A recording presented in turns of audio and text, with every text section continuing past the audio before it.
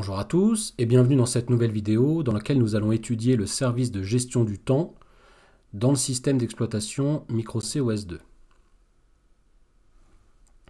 Toute la gestion du temps dans le système d'exploitation est basée sur une interruption périodique nécessaire pour activer l'ordonnanceur. Cette interruption périodique est générée par un timer matériel faisant partie de l'architecture sur laquelle le système d'exploitation est porté. Cette interruption périodique est également appelée le tic du système d'exploitation. La valeur de ce tic est configurable lors de la mise en œuvre du système d'exploitation sur l'architecture.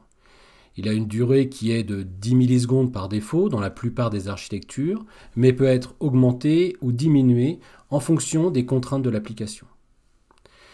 Cette interruption périodique sert à réveiller l'ordonnanceur à chaque tic de manière à ce qu'il puisse prendre une nouvelle décision sur la tâche à placer dans l'état running. Nous étudierons un peu plus tard la politique d'ordonnancement de MicroCOS2 qui est basée sur la priorité des tâches. À chaque fois qu'une interruption survient, l'ordonnanceur détermine s'il existe une tâche de plus haute priorité dans la liste des tâches prêtes à être exécutées, et si c'est le cas, la tâche courante est préemptée par cette tâche de plus haute priorité. Dans ce cas, rappelez-vous, un changement de contexte est effectué. Il existe un certain nombre de primitives associées au service de gestion du temps. Dans MuCOS2, la première primitive est appelée OSTimeDelay et permet de suspendre la tâche appelante pendant un nombre n de tics fournis en argument. Après avoir attendu n tics, la tâche se réveille et préempte la tâche courante si cette dernière est de plus haute priorité. Si la valeur du tic est par exemple de 10 millisecondes, le fait d'attendre 100 tics pour une tâche équivaut à dire que cette tâche va se bloquer pendant 10 fois 100 millisecondes, soit une seconde. Une autre fonction, plus pratique, permet de se passer du nombre de tics en fixant la durée de blocage d'une tâche en fournissant en argument les heures, minutes, secondes et millisecondes qu'une tâche doit attendre. Cette tâche est appelée OSTimeDelay HMSM, H pour heure, M pour minute, S pour seconde et le dernier M pour milliseconde. Le premier argument, c'est le nombre d'heures, le second, le nombre de minutes, le troisième, le nombre de secondes et le quatrième, le nombre de millisecondes. La fonction OSTimeDelayResume permet de relancer une tâche en attente d'un certain retard préalablement imposé. Deux autres fonctions qui sont OSTimeGet et OSTimeSet permettent de gérer le timer système en initialisant sa valeur pour la première fonction et en récupérant la valeur courante en nombre de tics pour la seconde. Illustrons le fonctionnement de quelques primitives à travers un exemple. Dans cet exemple, nous allons créer deux tâches faisant appel à deux fonctions différentes ayant pour finalité d'afficher un message sur la sortie standard. Regardons maintenant de plus près le code. En dessous des include et de la définition de la constante taskStackSize, deux piles globales sont créées respectivement pour la tâche 1 et pour la tâche 2. Ces deux piles ont une taille de 2048 éléments. Ensuite, nous fixons la priorité de la tâche 1 à 1 et la priorité de la tâche 2 à 2. C'est le rôle des deux DiESDefine que vous voyez juste après. Ensuite, la fonction 1 appelée par la tâche 1 est décrite. Cette fonction ne possède pas de valeur de retour, donc void, et possède en argument le classique void étoile pdata.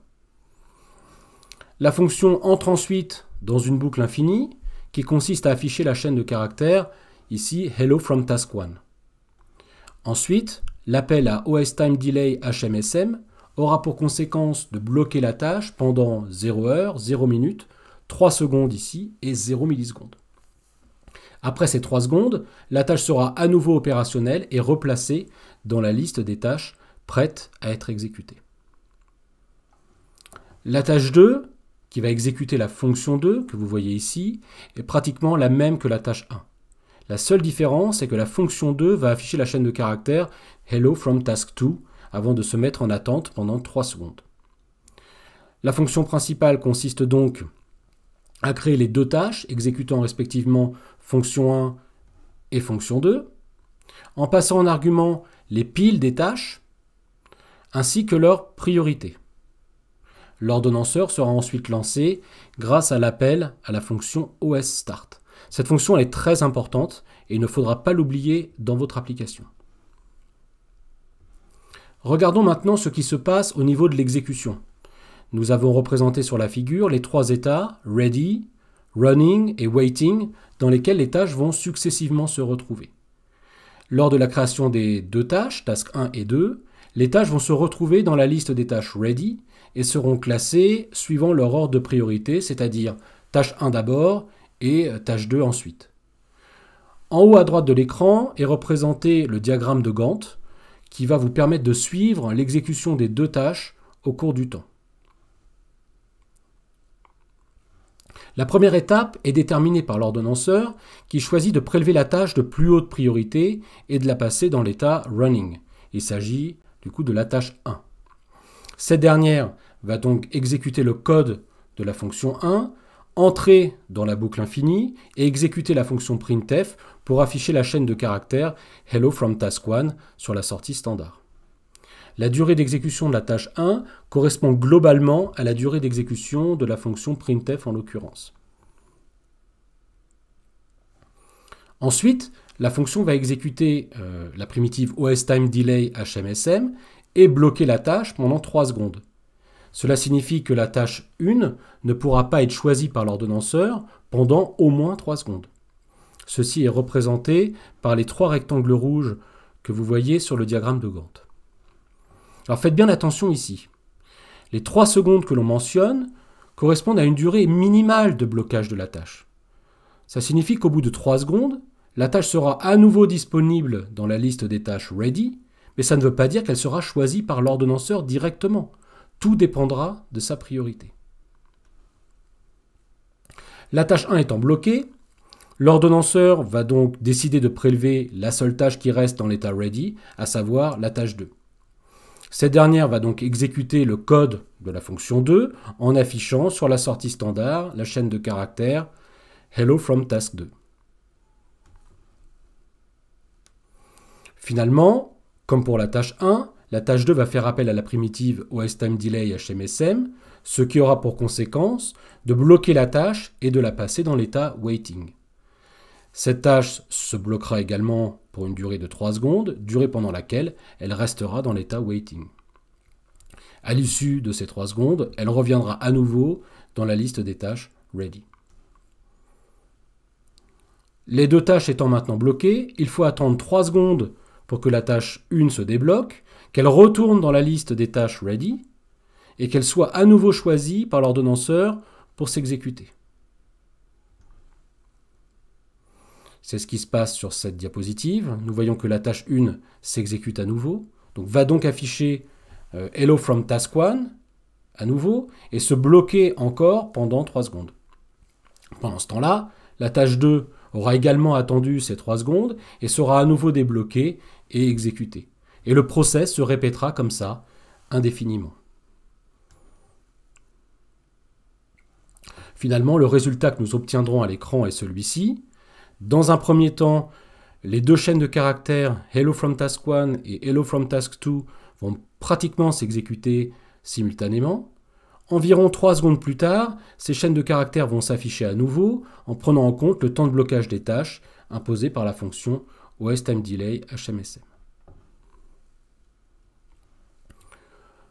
Comme promis, maintenant, revenons sur l'étude de l'ordonnancement dans Mucose 2.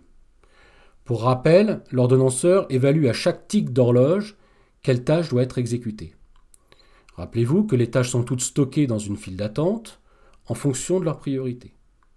Donc l'ordonnanceur choisit toujours la tâche de plus haute priorité et l'exécute. C'est la tâche qui a le plus petit numéro de priorité, celle qui est la plus prioritaire. Pour rappel, la tâche la plus prioritaire, donc c'est la tâche de priorité 1, et la tâche la moins prioritaire, c'est la tâche de priorité 64. Une propriété très intéressante de Mucose 2, c'est le fait que son ordonnanceur est très simple et il est déterministe. C'est-à-dire qu'il est très facile de prédire le temps nécessaire à l'ordonnancement. Ce temps peut être assimilé à une constante, ce qui est très intéressant dans les systèmes temps réel, puisqu'il permet d'être pris en considération lors de l'élaboration de l'application. Il n'y a donc pas de surprise et tout est prédictible. L'ordonnanceur de micro-C OS 2, il est très simple et il peut se résumer en gros au pseudocode suivant. Si l'ordonnanceur n'est pas verrouillé, ou s'il n'est pas en train de s'exécuter dans le cadre d'une routine d'interruption, alors il consiste simplement à trouver la tâche de plus haute priorité. Si cette tâche de plus haute priorité n'est pas la tâche courante, c'est-à-dire celle qui est dans l'état running, alors une préemption est opérée et un changement de contexte est effectué tout simplement. Comme nous l'avons vu précédemment, dans une autre vidéo, la plupart des systèmes d'exploitation proposent des primitives permettant le verrouillage et le déverrouillage d'un ordonnanceur. Ces primitives sont utiles lorsque l'on souhaite protéger des ressources ou pour éviter que deux ou plusieurs tâches exécutent la même section critique. Dans MucOS 2, la primitive permettant de verrouiller l'ordonnanceur est appelée OS_SCAD_LOCK.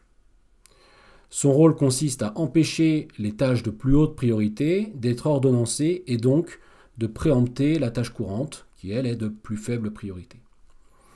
La primitive OS_SCAD_UNLOCK déverrouille l'ordonnanceur et permet de reprendre un fonctionnement normal. Attention, les deux primitives s'utilisent généralement par deux.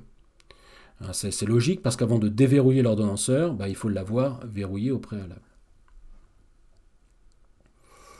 Intéressons-nous maintenant à une tâche particulière dans MucOS 2 qui est la tâche idle. Cette tâche elle est souvent rencontrée dans les systèmes d'exploitation et correspond à la tâche de plus faible priorité, c'est-à-dire ici, sous MucOS 2, la priorité 64. Donc c'est une tâche dite système, c'est-à-dire appartenant au système d'exploitation et qui est exécutée lorsqu'il n'existe plus d'autres tâches qui peuvent s'exécuter.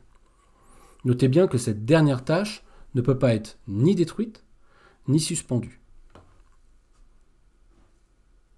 Il existe également une autre tâche système dans MucOS 2 qui a la priorité juste au-dessus de la tâche idle, c'est-à-dire généralement la priorité 63. Cette tâche elle est appelée la tâche statistique et permet en gros de calculer l'utilisation du processeur, c'est-à-dire le pourcentage d'exécution des tâches sur ce dernier. Un taux d'utilisation de 100% revient à dire que le processeur est toujours occupé à exécuter les tâches de l'application, qu'il n'y a pas de temps mort, ou encore plus explicitement que la tâche idle n'a pas le temps de s'exécuter.